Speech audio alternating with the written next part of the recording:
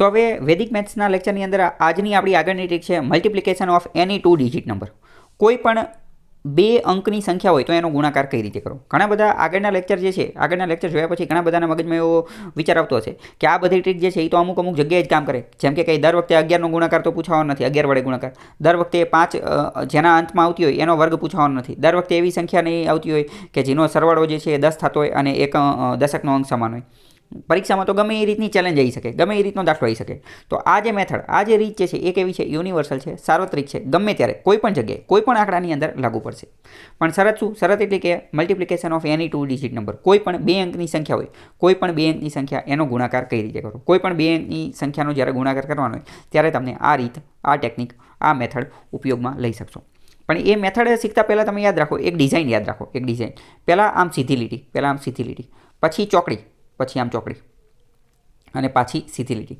આ મેથડ, આ ટેકનિક, આ ડિઝાઇનને તમારે યાદ રાખવાની છે. ફરીથી સમજો. પહેલાં શું? પહેલાં સીધી લીટી, પછી ચોકડી અને પછી પાછી સીધી લીટી.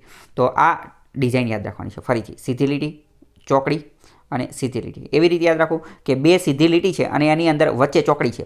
2 સીધી લીટી એની વચ્ચે ચોકડી, 2 સીધી લીટી એની વચ્ચે ચોકડી. આ ડિઝાઇનથી આપણે આગળ વધવાનું છે. આ ડિઝાઇનનો ઉપયોગ કરવાનો છે. તો અહીંયા 23 અને 45નો ગુણાકાર કરવાનો છે. તો પહેલાં આ 3 આપણે આમાં જો આમાં એ ડિઝાઇનનો ઉપયોગ કરીએ તો પહેલાં આ 2નો ગુણાકાર કરવાનો આવશે, પછી આ ચોકડી એટલે કે આ 2નો ગુણાકાર કરવાનો આવશે અને પછી આ 2નો ગુણાકાર કરવાનો આવશે. ફરીથી એકવાર સમજી લઈએ. પહેલાં આ સીધી લીટી એટલે કે 3 અને 5નો ગુણાકાર કરવાનો આવશે. પછી આમ ચોકડી, ચોકડીનો મતલબ શું કે પછી આમ આ 2નો 5 વડે ગુણાકાર કરવાનો આવશે અને આ 3 જે છે એનો 4 વડે ગુણાકાર કરવાનો આવશે. અને પછી આમ સીધી લીટી એટલે કે 2નો 4 વડે ગુણાકાર કરવાનો આવશે. ફરીથી સમજીએ. કોઈ પણ 2 અંકની સંખ્યાનો ગુણાકાર કરવો હોય તો શું? તો કે પહેલાં સીધી લીટી, તો કે પહેલાં 3 અને 5નો ગુણાકાર કરવાનો, પછી ચોકડી મારવાની. ચોકડી એટલે કે આ 2નો 5 વડે અને આ 3નો 4 વડે, આ 2નો 5 વડે અને આ 3નો 4 વડે. અને પછી શું? તો કે પછી આમ 2નો 4 વડે. આવી રીતે. એટલે મેં તમને પહેલાં જ કીધું હતું કે જેટલી વધુ પ્રેક્ટિસ કરશો ત્યારે તમને આવડશે. અત્યારે તમને આ રીતે અઘરી લાગતી હોય કે ભાઈ આટલી બધી વાર થઈ ગઈ, પણ પ્રેક્ટિસ કરશો તો આવડશે. હવે સમજીએ કે પહેલાં 3નો શું કરવાનું? 3નો 5 વડે ગુણાકાર કરવાનો. તો 3 પંચું 15, 15નો 5 વડો વધી 1, વધી અહીંયા મૂકી દઈએ. 3 પંચું 15 અને 5 વધી 1, વધી સાઈડમાં રાખવાની. હવે શું કરવાનું? તો કે હવે અહીંયા આ ચોકડી મારવાની. 5 ગુણ્યા 2, 5 દુ કેટલા થાય? તો કે 10 થાય. અને 4 તરી કેટલા થાય? 4 તરી 12 થાય. એ બેનો સરવાળો કરવાનો છે. એટલે આ બેનો સરવાળો અત્યારે આપણે અલગ અલગ રાખીએ, બરાબર? તો કે આ 10, આ 12 અને આ 1. તો 12 ને 1 13, 13 ને 10 23, 23નો તગડો વધી 2, વધી 2, બરાબર? અને આ 4 દુ કેટલા થાય? તો કે 4 દુ 8, 8 ને 2 10. તો જવાબ શું આવશે? 10 35 જે છે એ જવાબ આવશે. જો અહીં તમે જોઈ શકો છો 10 35 જવાબ છે. ફરીથી આપણે બીજા દાખલાથી થોડું વધારે સારી રીતે સમજવાની કોશિશ કરીએ. 67 ગુણ્યા 18. તો પહેલાં શું કરવાનું? તો કે 7 અને 8નો ગુણાકાર કરવાનો. તો કે 7 8 કેટલા થાય? 7 8 થાય 56. તો 56નો 7 8 કેટલા થાય? તો કે 56. તો 56નો છગડો મૂકવાનો અને વધી શું કરવાની? વધી 5 મૂકવાની. તો અહીંયા આપણે 6 અહીંયા મૂકી દઈએ અને 5 વધી અહીંયા મૂકીએ. અત્યારે આપણે આ જે છે આ સીધો લીટો એ કર્યો. હવે ચોકડી મારવાની. તો ચોકડીમાં શું કરવાનું? આ બેનો ગુણાકાર કરવાનો. તો કે 6 8 8 6 48 અને 7 1 7. અને હવે આ બધાનો શું કરવાનો? સરવાળો કરવાનો. તો 5 અને 7 કેટલા થાય? તો 5 ને 5 10 અને 2 12. 48 અને 12 કેટલા થાય? તો કે 48 અને 12 કેટલા થાય? તો કે 48 ને 2 50 અને 60. તો આ કેટલા થાય? આનો 60 આવશે, બરાબર? તો 7 8 56નો અહીંયા 6 હતો અને અહીંયા 60 હતા. તો 60નો વળી પાછો અહીંયા 0 મૂકવાનો અને 6 વધીમાં જતી રહેશે. વધીમાં 6. અને હવે અહીંયા આમ સીધું કરવાનું. 6 1 6. 6 અને 6 કેટલા થાય? 12. તો જવાબ શું આવશે? 1206. 1206 જવાબ આવશે. 1206, બરાબર? મેં કીધું તું પહેલાં જ કે આમાં વધુ ને વધુ શું કરવી પડશે? પ્રેક્ટિસ કરવી પડશે. અને અત્યારે તો હું તમને શીખવાડું છું એટલે વાર લાગે. ફરીથી 31 ગુણ્યા 29. તો પહેલાં શું કરવાનું? આ લીટો મારવાનો. 9 1 9. આમાં જો વધી ન થતી તો ફટાફટ થઈ જશે. 9 1 9. હવે શું કરવાનું? તો કે આપણે આ બેનો ગુણાકાર કરવાનો. આ બેનો ગુણાકાર કરવાનો. તો કે 9 તરી 27 અને 2 1 2. 27 ને 2 કેટલા થાય? 27 ને 2 થાય 29. તો 29માં શું કરવાનું? 29નો નવડો મૂકવાનો અને વધી 2 મૂકવાની. વધી મૂકવાનું ખાસ યાદ રાખવાનું. વધી 2. અને હવે આ સીધી લીટી 3 દુ 6, 3 દુ 6, 6 2 8. તો શું જવાબ આવશે? 899 જવાબ આવશે. 899. આગળનો દાખલો છે 54 ગુણ્યા 72. 54 ગુણ્યા 72. તો પહેલાં શું કરવાનું? પહેલાં આ લીટી, તો આ બેનો ગુણાકાર કરવાનો. 4 દુ 8. હવે ચોકડી મારવાની. આ ચોકડી, બરાબર? તો શું થાય? 5 દુ 10 થાય અને 7 ચોક 28 થાય. 28 અને 10નો સરવાળો કરવાનો. આ બેનો સરવાળો. તો 28 ને 10 કેટલા થાય? તો કે 28 ને 10 થાય 38. તો અહીંયા 38 નથી મૂકવાના. અહીંયા ખાલી આઠડો મૂકવાનો છે. વધી 3, વધી 3, બરાબર? અને હવે આ સીધી લીટી 5 સત્તું કેટલા થાય? 5 સત્તું 35, 35માં 3 નાખવાના, 35 ને 3 38, બરાબર. તો 3 888 38 88 જવાબ આવશે, 38 88, બરાબર. જો અહીંયા એ જ આવે છે. ફરીથી આપણે આગળનો દાખલો જોઈએ કે 88 ગુણ્યા 14, તો શું કરવાનું? પહેલાં આ સીધો લીટો મારો, સીધો લીટો, 8 ચોક 32, તો અહીંયા 32 નથી મૂકવાના, ખાલી બગડો મૂકવાનો, વધી 3 આવશે, વધી 3. હવે પાછો આમ આડો આ ચોકડી મારવાની, તો આ 8 જે છે 8 એનો 4 આવે, 8 ચોક કેટલા થાય? 32 થાય, અને આ 8 જે છે એનો આ 1 સાથે, 8 એકું કેટલા થાય? 8. હવે આ બધાનો સરવાળો કરવાનો, 32 ને 8, તો કે 32 ને 8 થાય 40, 40 વત્તા 3 કેટલા થાય? તો કે 43, 43નો તગડો વધી 4, વધી 4, અને હવે આ 8 અને 1નો આ સીધો લીટો, 8 એકું 8, 8 અને 4 તો કે 12, 12 32 જે છે એ જવાબ આવશે, 12 32. જો આપેલું છે 12 32. આ અહીંયા જે છે એ ટ્રેડિશનલ પરંપરાગત રીત પણ આપેલી છે, પરંતુ અહીંયા એટલો ટાઈમ હોતો નથી કે ભાઈ આ બેનો સરવાળો કરીને ઓનલાઈન કરવી, બરાબર. હવે આપણે આગળનો દાખલો જોઈએ, 26 ગુણ્યા 37, 26 અને 37 એનું જોઈએ. તો પહેલાં શું કરવાનું? આ બેનો ગુણાકાર કરવાનો, 6 સત્તા 42, તો કે 42નો બગડો વધી 4. હવે ચોકડી મારવાની, આ તો કે 7 દુ 14, અને વળી આમ 6 તરી, તો કે 6 તરી 18. હવે આ બધાનો 14 ને 4 18, 18 ને 18 36, બરાબર. તો અહીંયા 36 નથી મૂકવાનો, 36નો છગડો વધી 3.